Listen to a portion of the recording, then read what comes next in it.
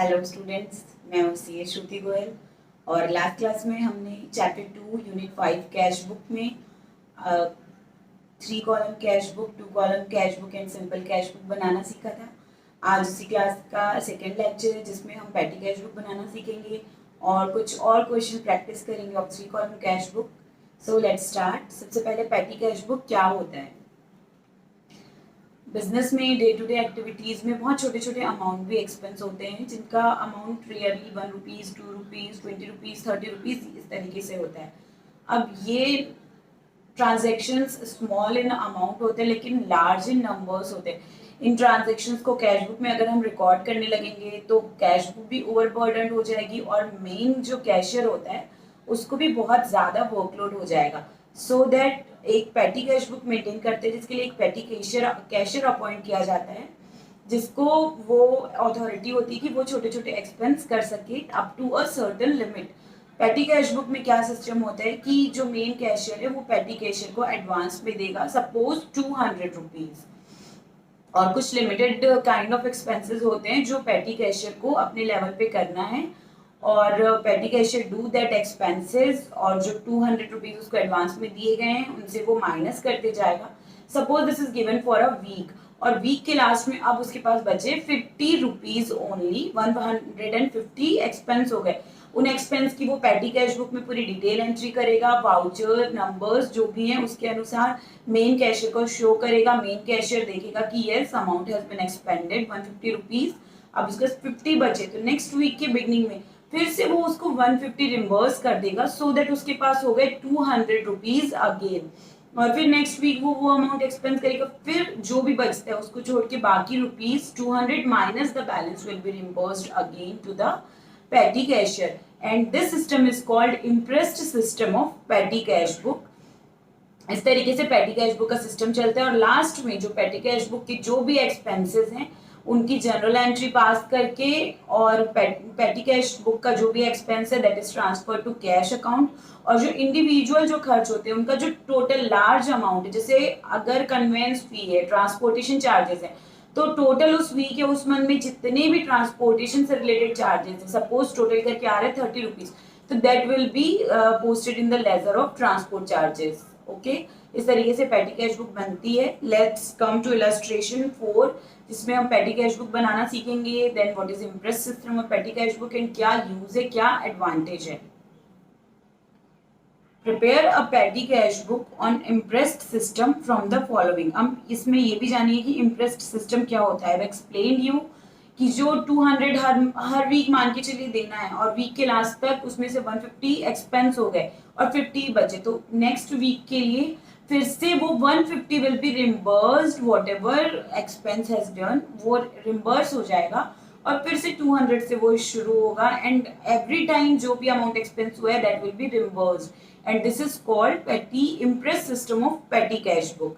So let's make a format of petty cash book. First हम format बनाने सीखेंगे, then we will solve the question.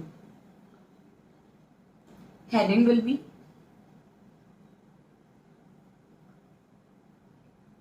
Patty cash book.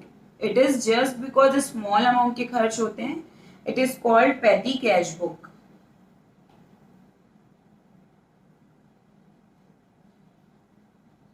इसका format क्या होता है, इसमें डेबिट एंड क्रेडिट नहीं होते। पैटी कैशियर को सिर्फ मेन कैशियर से अमाउंट मिलता है and that is also fixed कि इतना अमाउंट मिलेगा। उसके अलावा उसकी कोई भी और रेसिप्ट नहीं होती, वो कोई भी और रेसिप्ट नहीं लेगा, केवल मेन कैशियर से जो उसको रिम्बर्समेंट मिल रही है that will be his receipt and nothing else will be receipt. इसलिए रेसिप्ट को सबसे एक्सट्रीम लेफ्ट कॉर्नर में रेसिप्ट्स लिखा जाता है।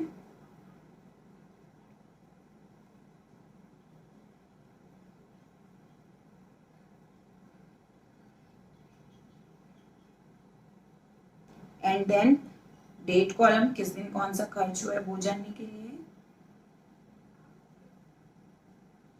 Voucher number because he has to record vouchers also कि किस वाउचर से क्या अमाउंट एक्सपेंड हुआ है। Then particulars of that expense ताकि एक्सपेंस का टोटल हो सके। Total column of expense amount and then जितने भी छोटे छोटे एक्सपेंसेस हुए उनके लिए अलग अलग कॉलम बनाने पड़ेंगे। इसके लिए हमें छः कॉलम बनाने पड़ेंगे। इस तरीके से आप जब क्वेश्चन सॉल्व करेंगे तो 4-5 कॉलम बना लीजिए, क्योंकि मिनिमम उतने खर्च तो होंगे ही, और उसके बाद थोड़ी सी जगह छोड़ दीजिए ताकि अगर और कॉलम बनाने पड़े तो we can make that column. तो इंडिविजुअल एक्सपेंस भी रिकॉर्ड होंगे एंड देन उनका टोटल भी रिकॉर्ड होगा and then grand total of all the expense will also be recorded.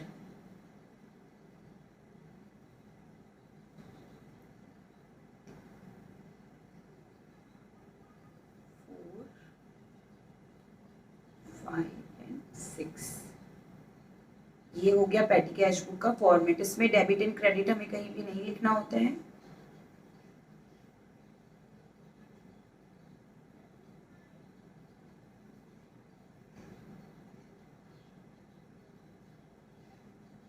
All right, this is the format and now come to the question। सबसे पहले है receive. यहाँ पे फॉर्मेट में ऊपर में हेडिंग लिखते हैं।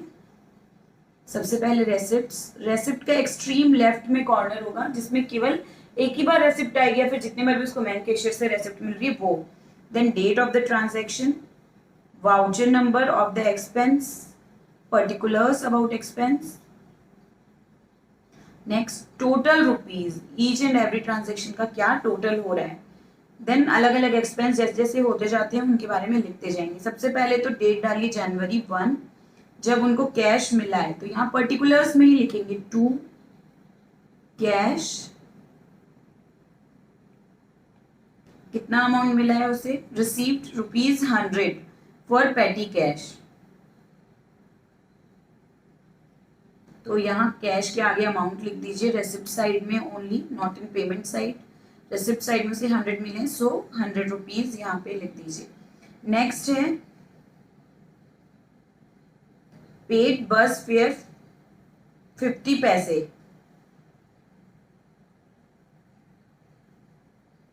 Date is January 2। Voucher number में ऐसे 1 2 3 डाल सकते हैं। अभी कुछ भी वाउचर नंबर दिया हुआ नहीं है, वाउचर नंबर दिया रहेगा तो उसके अकॉर्डिंगली एंटर करेंगे। तो बस फेयर इज कन्वेंस चार्ज, जो भी बस एंड जो भी आने जाने का खर्च हुआ है उसके लिए एक हेडिंग डालते हैं कन्वेंस एक्सपेंस के, conveyance expense. Bus fare particulars में लिखेंगे टू, दैट ये रेसिप्ट साइड का पार्ट है इसलिए टू कैश लिखे, एंड एक्सपेंस का पार्ट जो भी रहेगा उसमें लिखेंगे बाई कन्वेंस। टोटल बाद में लगाएंगे यहाँ पे 50 पैसे।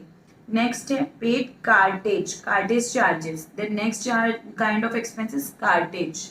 ये छोटे छोटे expense will be at level of petty cashier only. Main cashier को ये सब चीजों में ध्यान देने की जरूरत नहीं है। By cartage expenses amount is ₹2.50। Next January 3 paid for postage and telegram by postage and telegram expenses। यहाँ पे थर्ड कॉलम मिल जाएगा postage and telegram. This amount ₹2.50 will be entered in cartage column. And then postage and telegram का कितना खर्च है, ₹5।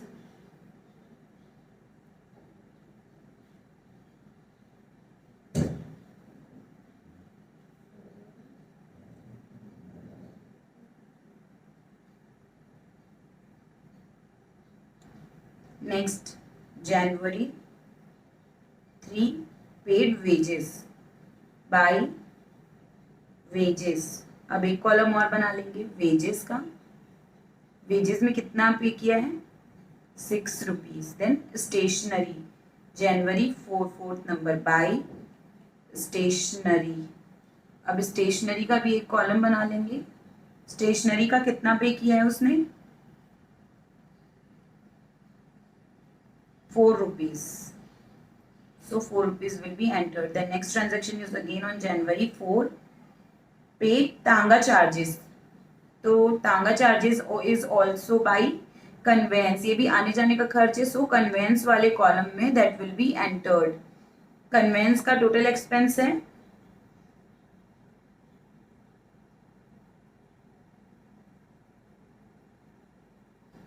टांगा का 2 रुपीज।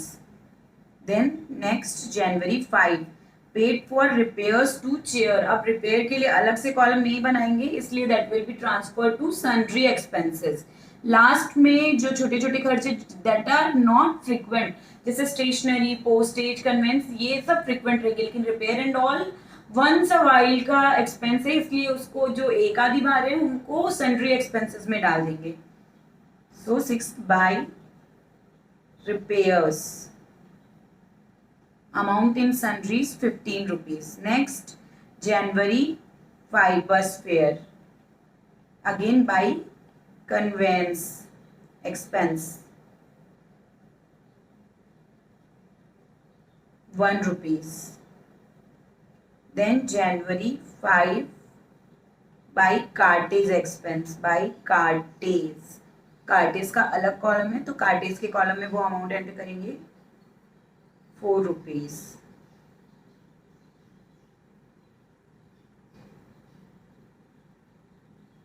देन नेक्स्ट कार्टेज के बाद postage and telegram, again January 6 by postage and telegram. Postage and telegram के column में that amount will be entered, the amount is ₹7। Next is Tanga charges again on January 6th. So by conveyance expenses and amount is ₹3। Then next January 6 को ही stationery है, तो by stationery, stationery column में फिर से enter करेंगे। देखिए जो repetitive nature के एक्सपेंसेस हैं, expenses which are of repetitive nature, उनके लिए यहाँ ऊपर में अलग कॉलम बना रहे हैं, लेकिन जो कभी कभार एक ही बार हो रहे हैं या रेगुलर नहीं है, उनको फिर सन्ड्री एक्सपेंसेस में वी विल ट्रांसफर।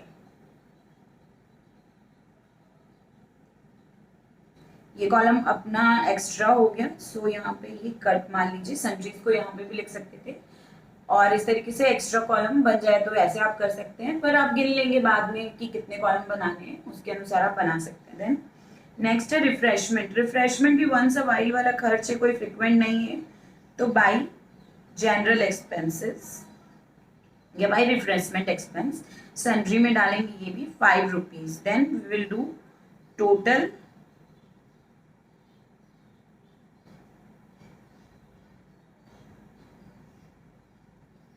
सन्ड्रीज का total 20,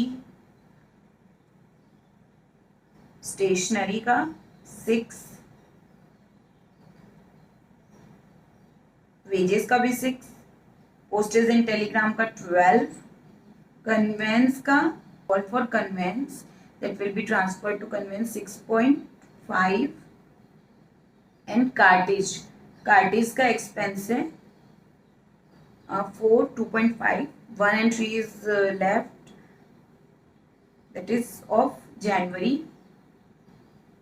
6, cartage January 6, 12 by cartage. Stationery के ऊपर देखिए 3 रुपीज का है, तो ये भी एंटर करते हैं, एंड देन टोटल हो जाएगा कार्टेज का 9.5।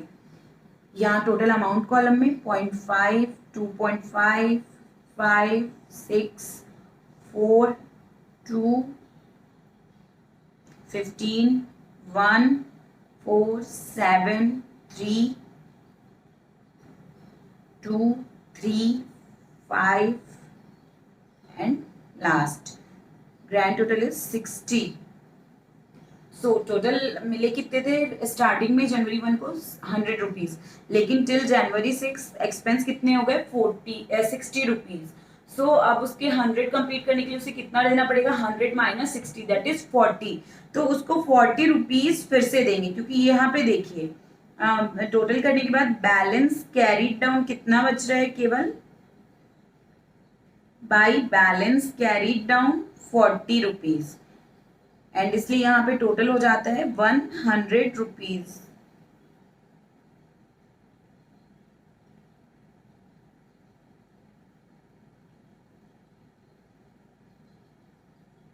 टोटल हो गया, लेकिन बाय बैलेंस ब्रॉट डाउन कितना हो रहा है, केवल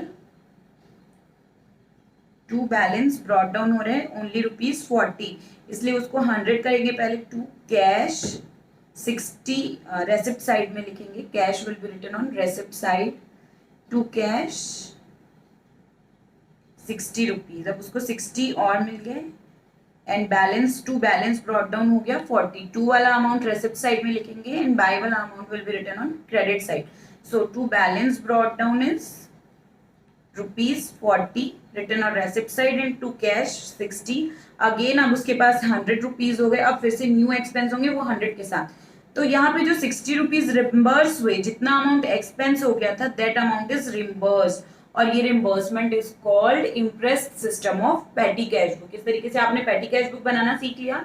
अगेन रिपीट करते हैं, सबसे पहले एक पेटी कैश बुक लिखेंगे, ऊपर में फॉर्मेट बनाएंगे, एक्सट्रीम लेफ्ट में रेसिप्ट लिखेंगे जहाँ जो कैश मिल रही है वो, और जो बैलेंस ब्रॉट डाउन हुआ है वो लिखेंगे। Next column will be of date, next column will be of voucher number, उसके बाद पर्टिकुलर्स की कौन कौन सा एक्सपेंस हुआ है, देन अ टोटल कॉलम जिसमें टोटल ऑफ एक्सपेंस लिखेंगे, and then next right hand side में जो इंडिविजुअल एक्सपेंस हुए उनका कॉलम बनाते जाएंगे, और विद द एंट्री एक्सपेंस के कॉलम में जो जो एक्सपेंस हुए हैं उनकी एंट्री करेंगे, लास्ट में टोटल करके balance carried down, and balance carried down will be transferred to balance brought down for next period, और जो इस पीरियड में एक्सपेंस हो गया that amount will be reimbursed through to cash account and that will be recorded on receipt side.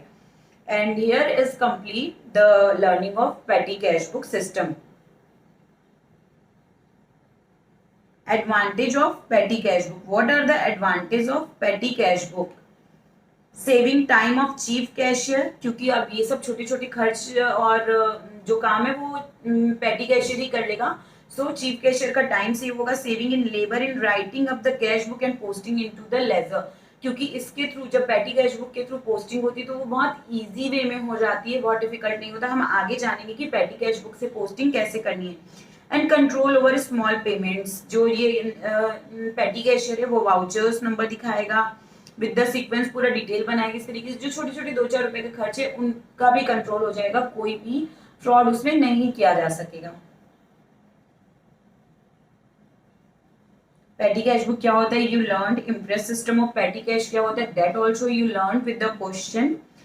Let's read once. It is convenient to entrust a definite sum of money to the petty cashier in the beginning of a period and to reimburse him, जैसा हमने question में देखा, for payment made at the end of the period. Thus, he will have again the fixed amount in the beginning of the new period. Such a system is known as impressed system. अगर short notes में आते तो आप ये लिखिए, then you can give a example कि हाँ ऐसा ऐसा होता है। Suppose कि in the beginning balance is 100 and then expended ₹60. So for next period he will be reimbursed ₹60 so that again balance will be ₹100. इस तरीके से आप with the theory जब शॉर्ट नोट्स लिखते हैं, क्वेश्चन लिखते हैं तो एग्जाम्पल भी दे देंगे, तो that will score you better. The system is very useful specifically if an analytical petty cash book is use, जैसे हमने क्वेश्चन में सीखी, सारे के सारे expense has been recorded very properly with voucher number, date. The book has one column to record the receipt of cash and other column to record payments of various types. The total of various columns shows why payment have been made and their relevant account can be debited. जब laser में posting करेंगे, what are the things to be kept in mind? Things to be kept in mind while preparing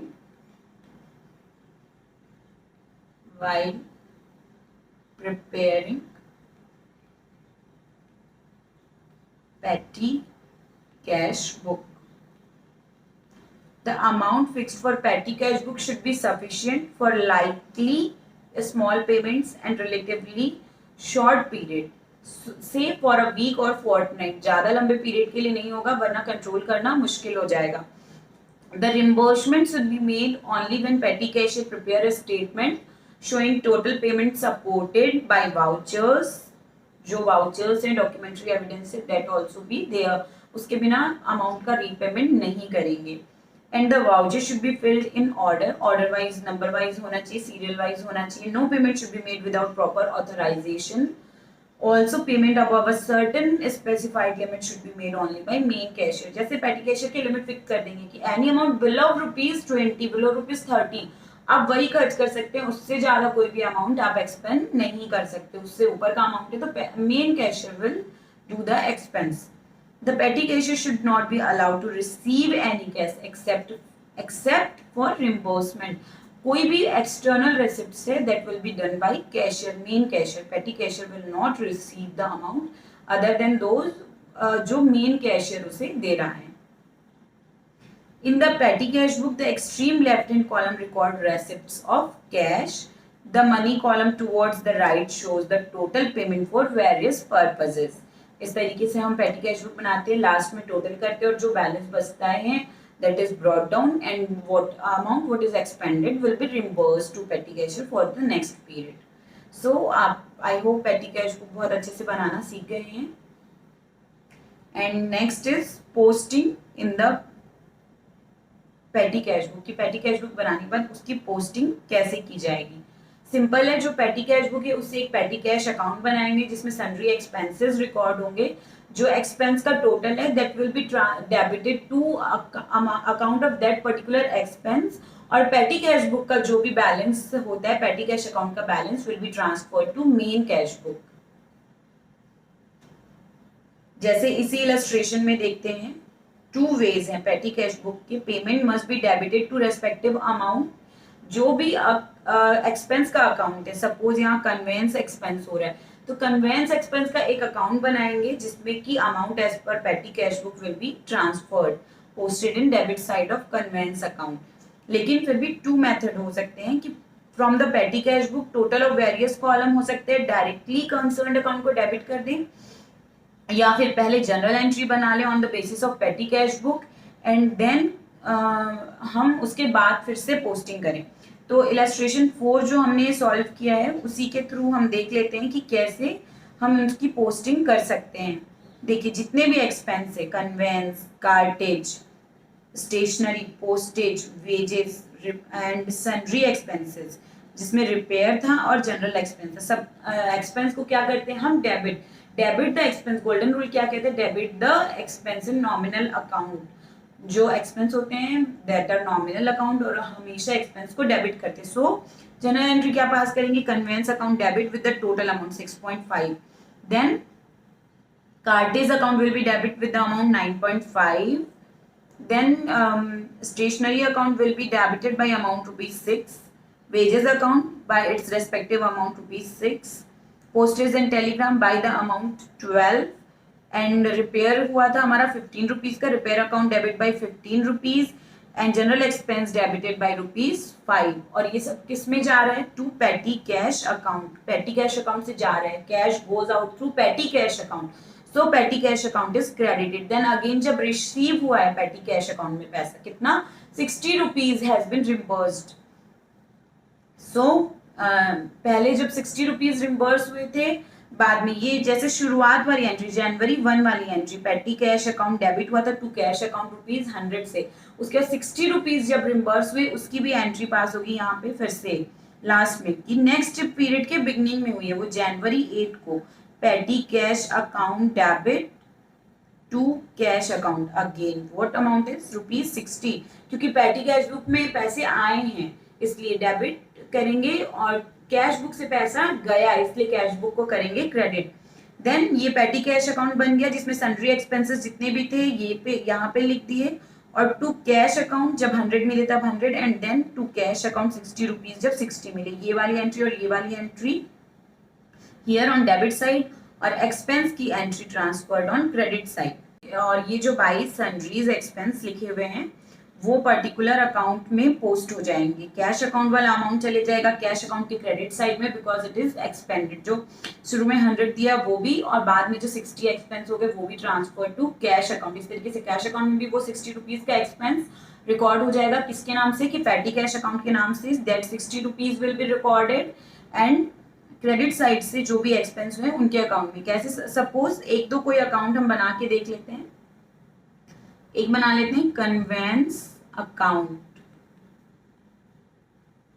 date, particulars and amount. Debit side, credit side, date particulars amount, date particulars amount. या तो individual इस तरीके से account बनाएंगे last में क्योंकि transfer करें, January 6 was our last entry. यहाँ पे लिखेंगे to petty cash account ₹6.5 and then by P&L account, क्योंकि ये अमाउंट एट लास्ट का ट्रांसफर हो जाएगा P&L अकाउंट। या फिर ये इंडिविजुअल अकाउंट नहीं बनाने, ऐसे बहुत सारे खर्च हैं, तो सीधे एक अकाउंट बनेगा, उसका नाम होगा जैसे यहाँ पे लिखा है बाई सन्ड्रीज, तो sundries expense account that will be debited, credited, and then particulars date amount.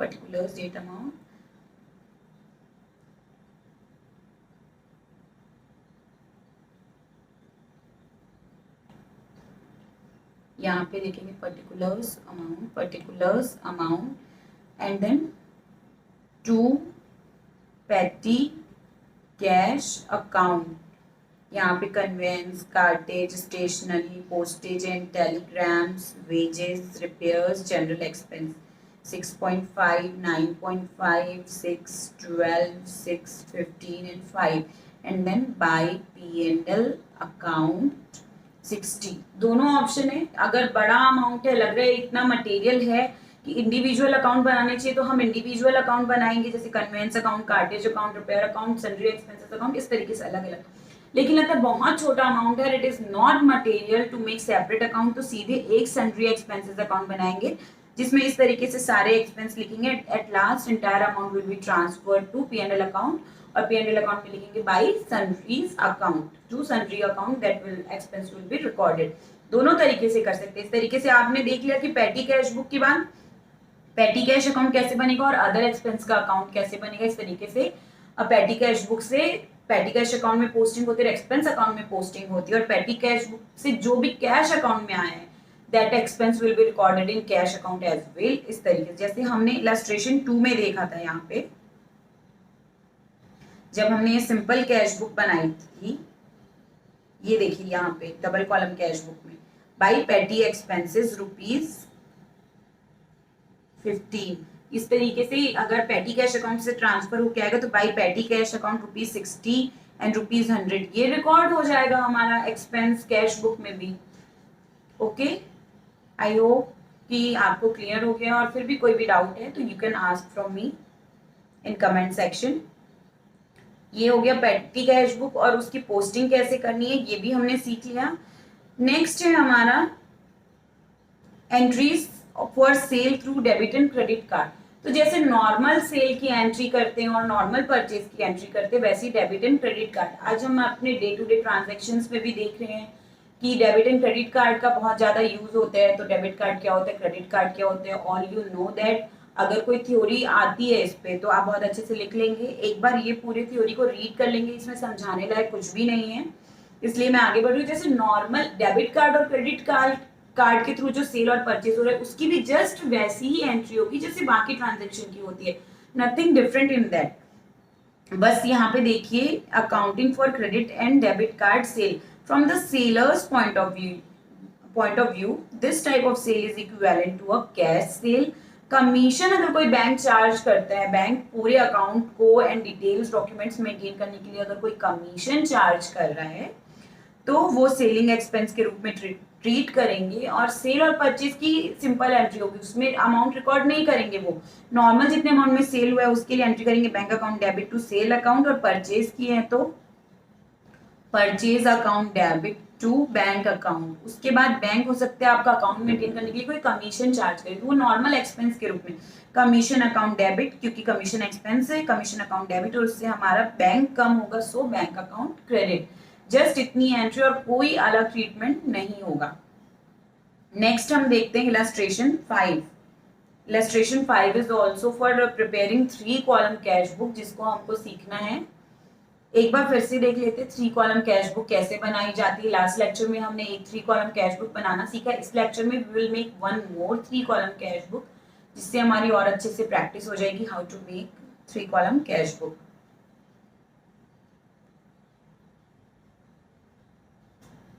Enter the illustration 5. Enter the following transaction in cash, bank with discount in bank column.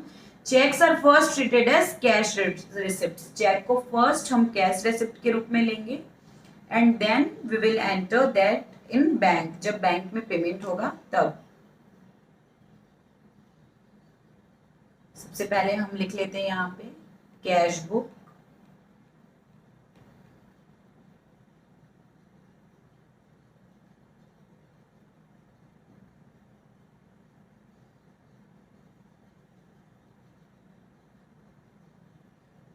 After that, make the format.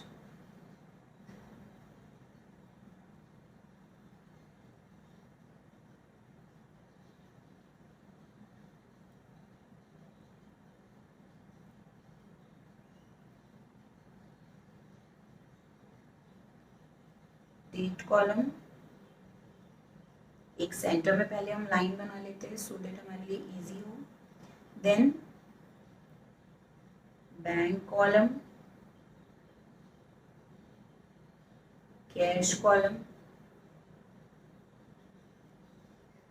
And discount column और particulars column.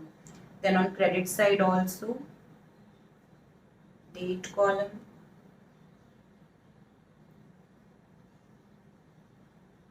Cash column, bank column and discount column and particulars column. एक बनाना होता है कौन सा, ledger folio. General folio नहीं बनता, cash book में लेजर फोलियो बनते हैं क्योंकि cash book is book of original entry. So no ledger folio but no general folio but ledger folio. क्यों? क्योंकि वो कोई ओरिजिनल एंट्री का पार्ट है, उसके थ्रू लेजर में पोस्टिंग होती है, ना कि जनरल एंट्री से देख के हम करते हैं. इसलिए जनरल एंट्री का कोई रोल नहीं है. कैश बुक से जनरल बुक में लेजर बुक में रिकॉर्ड होता है, इसलिए लेजर फोलियो यहाँ पे लिखते हैं. Date, particulars, discount, cash, bank. Date, particulars, discount, cash and bank. Now start with the question. March 1 को बता रहे cash in hand. March 1 to balance brought down. Cash in hand है तो वो डेबिट बैलेंस ही होगा क्योंकि कैश इन हैंड कभी नेगेटिव नहीं हो सकता. हमारे पास ऐसा नहीं होगा कि कैश है ही नहीं और कोई नेगेटिव बैलेंस है. कैश रहेगी, या तो कैश जीरो रहेगी या कोई अमाउंट रहेगा, नेगेटिव में नहीं रहेगा. So it will always be debit balance. Cash को कैश कॉलम में एंटर कीजिए 15,000. नेक्स्ट है ओवरड्राफ्ट इन बैंक 500. मैंने आपको बताया था कि अब बैंक अकाउंट का नेगेटिव बैलेंस हो सकता है, क्रेडिट बैलेंस हो सकता है. कई बार बैंक में हमने जितना डिपॉजिट किया उससे ज्यादा बैंक अलाउड टू विदड्रॉ, उस केस में ओवरड्राफ्ट हो जाता है. दैट इज क्रेडिट बैलेंस और बैंक अकाउंट. यहाँ पे बोले ओवरड्राफ्ट है मतलब March 1 by balance brought down. Bank column में लिखेंगे amount 500 rupees. Next cash sale. Cash sale होता है तो एंट्री क्या पास करेंगे, cash account debit to sales March 2 को. अब सेल कैश अकाउंट डेबिट हो रहा है तो to sales account.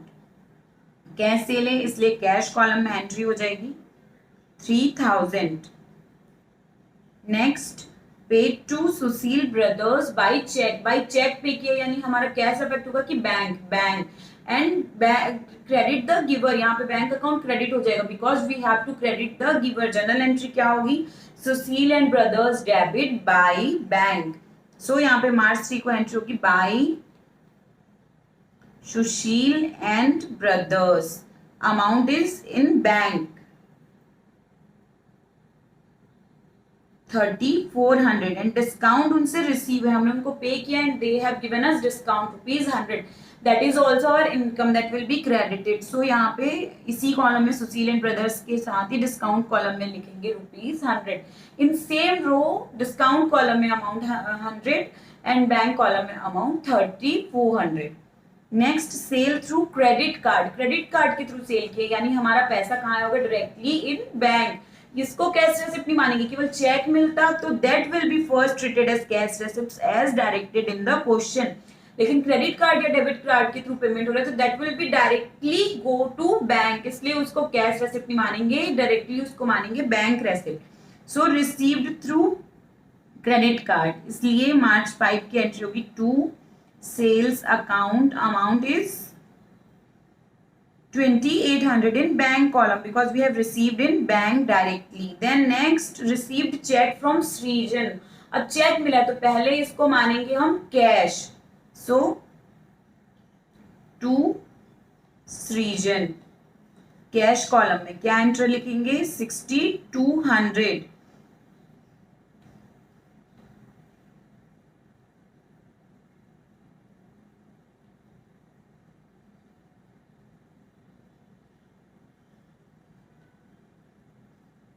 Next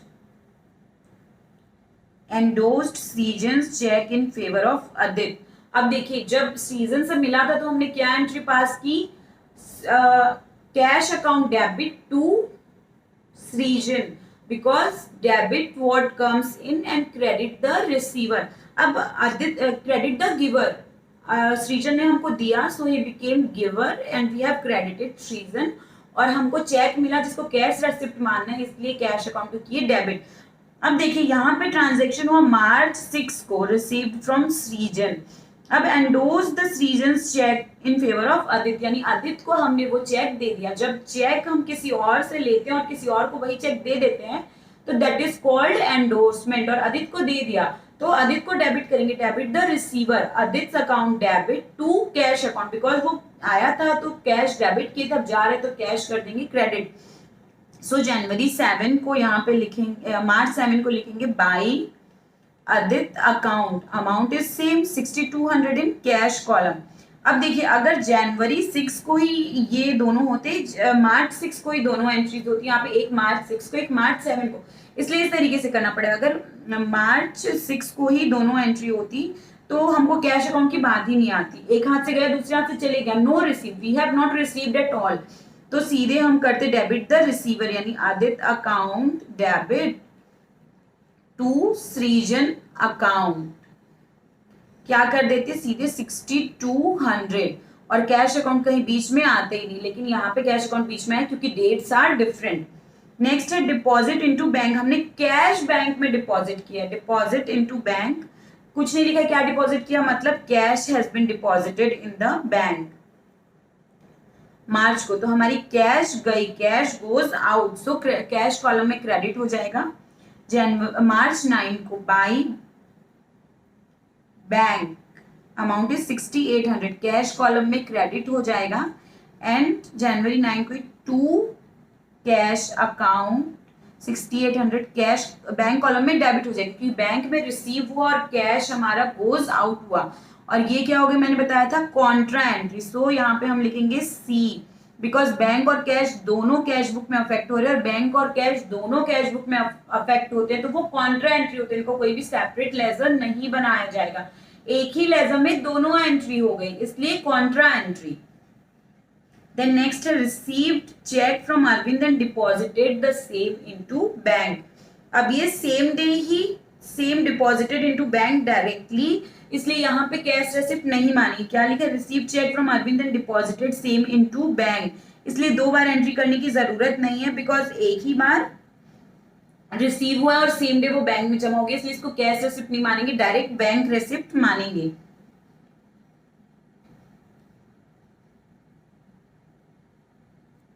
Date is 10th to Aviral, not Arvind, Aviral.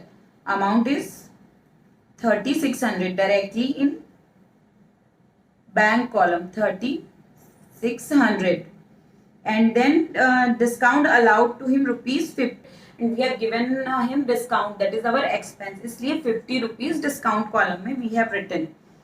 Then next is Adit informed that Srijan's check is dishonored and now cash is received from Srijan. Amount is paid to Adit through own check. यहाँ पे देखिए एक बार journal entry देखेंगे पहले ध्यान से. जब check dishonour हुआ है, चेक डिसऑनर सेम डे पे हो गया एंड डे इज 12 मार्च 12. तो हमने पहले जब सृजन से पैसे मिले थे तो उसको क्रेडिट किया था, बट एक्चुअल में नहीं मिले, एक्चुअल में नहीं मिला चेक उससे क्योंकि वो डिसऑनर हो गया. Dishonour is as good as कि अमाउंट रिसीव ही नहीं हुआ। तो जनरली केवल सृजन से, अगर हमको केवल सृजन से चेक मिलता और वो डिसऑनर होता तो हम क्या एंट्री पास करते, रिवर्स, क्या, Srijan account debit to cash account amount 6200।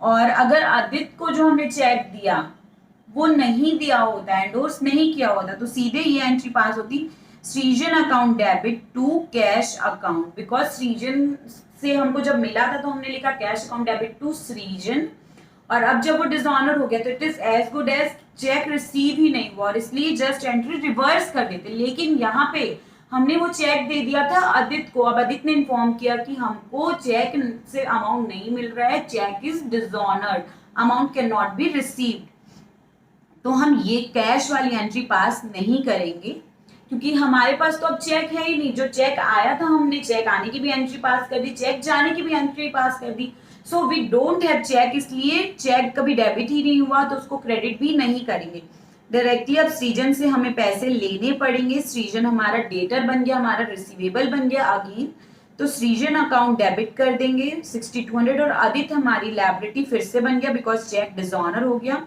So Aditya account को कर देंगे क्रेडिट बाय 6200। अब देखिए यहाँ पे कहीं भी कैश नहीं आया, इसलिए इसकी डिसऑनर की कोई भी एंट्री कैश अकाउंट में नहीं हो रही, कैश बुक में नहीं हो रही, because there is no entry for cash. लेकिन उसकी बजाय अगर आदित्य को एंडोर्स नहीं किए होते हम चेक, सीधे सृजन को ही, सृजन से रिसीव किया होता और उसके बाद वो डिसऑनर हो जाता, तो हम ये एंट्री पास करते to reverse the receipt of cheque. जो चेक रिसिप्ट करते समय एंट्री की थी कैश अकाउंट डेबिट टू सृजन, उसको रिवर्स करते क्योंकि चेक डिसऑनर हो गया, और तब ये कैश अकाउंट के क्रेडिट साइड में फिर से सृजन का अकाउंट आ जाता। एक बार सृजन के अकाउंट के थ्रू कैश अकाउंट डेबिट हुआ एंड सेकंड दिन क्रेडिट हो जाता, सो इफेक्ट बिकम निल, इस तरीके से वो ट्रीटमेंट होता। बट बिकॉज यहाँ एंडोर्समेंट वाला केस है इसलिए ये एंट्री होगी और यहाँ पे कैश अकाउंट अफेक्ट नहीं हो रहा है। नाउ नेक्स्ट इसी में क्या बोल रहा है, now cash is received from सृजन, तो कैश जब रिसीव हुई है तो कैश अकाउंट डेबिट करेंगे 12 को to Srijan account, cash receive हो रही इसलिए कैश कॉलम में लिखेंगे हम अगेन 6200, एंड देन क्या लिखा है कि amount is paid to Aditya through own cheque, यानी हमने चेक दिया है, चेक दिया तो हमारा कौन सा अकाउंट क्रेडिट होगा, bank, credit the giver, bank पैसे दे रहा है आदित्य को, हमारे बैंक अकाउंट से पैसे जा रहे हैं, so bank account, bank column will be credited bye Aditya, bank account में उसको दे देंगे 6200 रुपीज। अब ये नहीं होगा कि आदित्य अकाउंट 2 बार क्रेडिट हो गया, सृजन का अकाउंट 2 बार डेबिट हो गया, नहीं, यहाँ पे जब हम ये एंट्री पास करेंगे सृजन account debit and Aditya account credit, तो वो जो पहले सृजन का अकाउंट क्रेडिट हुआ था वो फिर से डेबिट हो जाएगा and effect will become nil, and then ये जो लास्ट में एंट्री की 12 को that will be final, and इसलिए उधर बैलेंस में फर्क नहीं पड़ेगा ना, कैश बैलेंस में कोई भी अलग अंतर पड़ेगा, जस्ट ये फॉर्मेलिटी एंट्री होती है डिसऑनर एंड रिसिप्ट की, उसको हम पास करेंगे और कभी भी हमारा रियल बैलेंस इफेक्ट नहीं होगा उससे, जो भी था सेटल हो जाएगा थ्रू एंट्रीज, ना कैश अकाउंट में कुछ बैलेंस कम ज्यादा होगा, ना आदित्य के अकाउंट में, ना सृजन के अकाउंट में। इस एंट्री की होगी बाद में सृजन के अकाउंट और आदित्य के अकाउंट में पोस्टिंग होगी, लेकिन कैश अकाउंट में पोस्टिंग करने की जरूरत नहीं है because cash account is not being affected. Next entry देखिए, सेल्स थ्रू डेबिट कार्ड, यानी सीधे बैंक कॉलम में अमाउंट चले जाएगा, date is 15 to sales account, debit card के थ्रू सेल किया इसलिए सीधे बैंक कॉलम में amount will be entered 3200, then paid to Sanchit by check,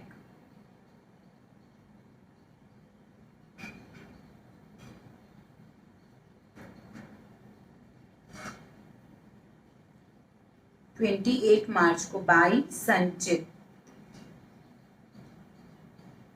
sorry 28 मार्च की एंट्री है, पे to Sanchit by check it's 3000, तो by Sanchit directly in bank column 3000 rupees. Then next देखिए 24th ऑफ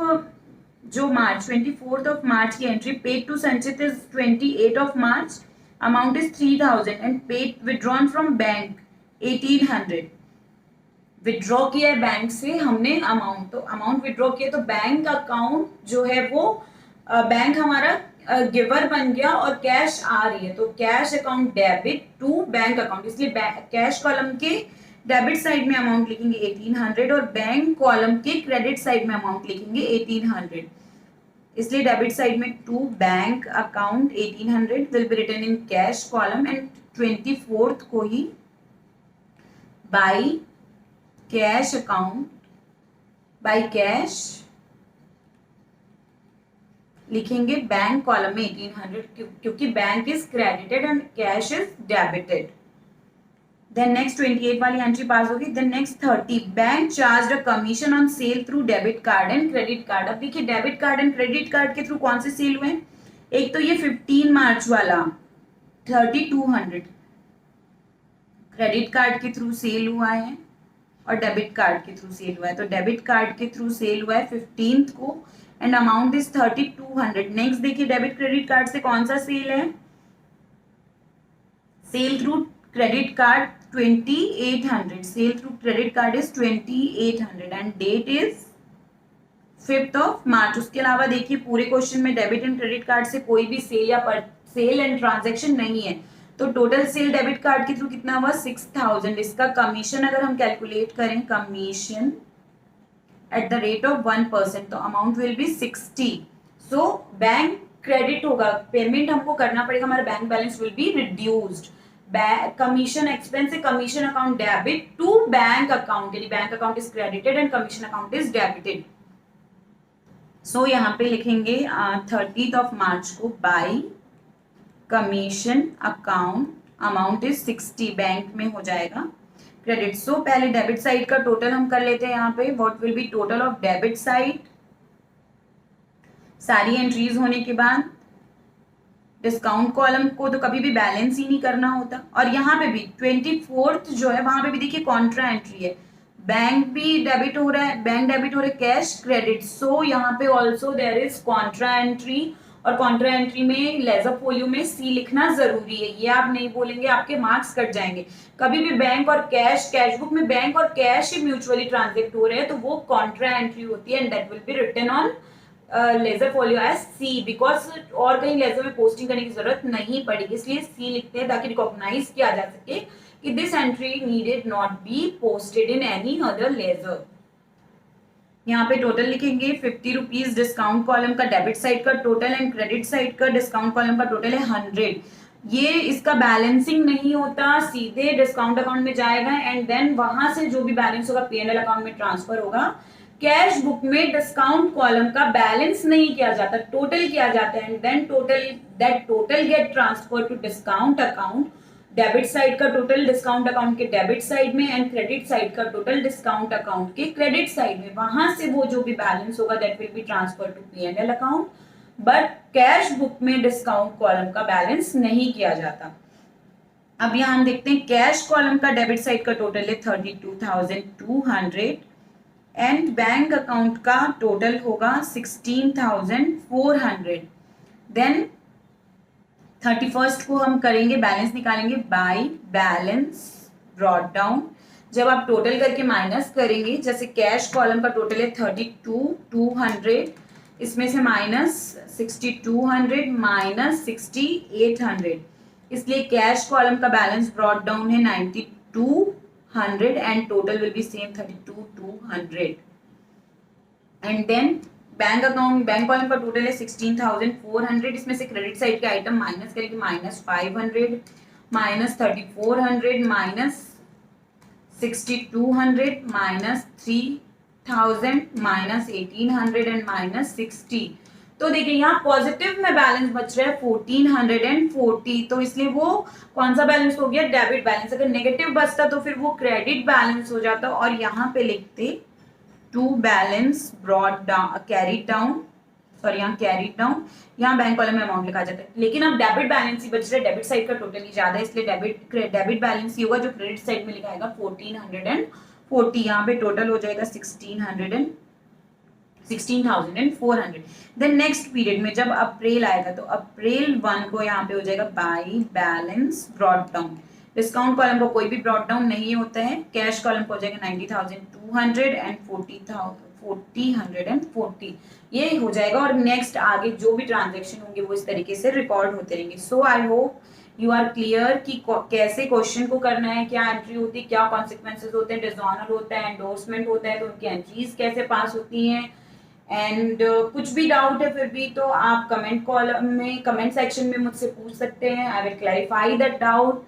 और उसके नीचे जो प्रैक्टिसिंग क्वेश्चंस हैं वो आपको प्रैक्टिस करने हैं, और किसी बुक से भी आप प्रैक्टिस करना चाहें प्रैक्टिस कीजिए, बहुत ज़रूरी है अधिक से अधिक क्वेश्चन की प्रैक्टिस करना।